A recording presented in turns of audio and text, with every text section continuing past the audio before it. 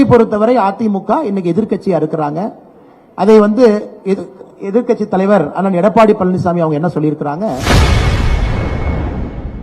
அதிமுகவுடன் பாஜக கூட்டணி அமைப்பது குறித்து இபிஎஸ் தெரிவித்த கருத்திற்கு பாஜக மாநில தலைவர் அண்ணாமலை அண்ணன் இபிஎஸ் என குறிப்பிட்டு பதிலளித்துள்ளார்.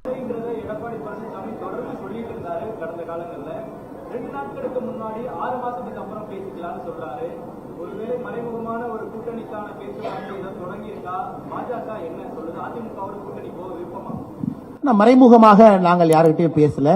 நேர்படையாக இருக்கக்கூடிய கட்சி எங்களுக்கு தேசிய ஜனநாயக கூட்டணி 2024 வலிமையான ஒரு கூட்டணி. நீங்க பாத்தீங்க, நேற்று அண்ணன் டிடிவி தினகரன் அவர்கள் என்னோட ஒரு நிகழ்வுல பங்கேற்கிறாங்க பொள்ளாச்சி பகுதியில். நேற்று அவங்க அறிவிச்சாங்க 2026 எங்கள் பயணம் தேசிய ஜனநாயக கூட்டணி பாஜகவோட தான் இருக்கும்.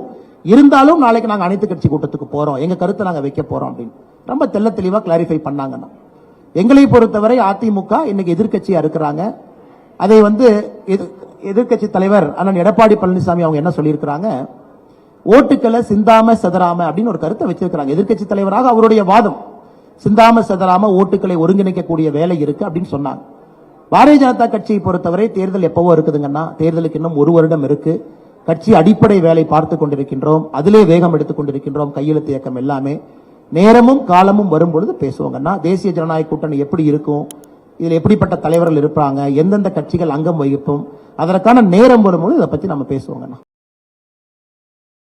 செய்திகளை உள்ளது உள்ளபடி தெரிந்து கொள்ள ரெஃப்ளெக்ட் நியூஸை சப்ஸ்கிரைப் பண்ணுங்க.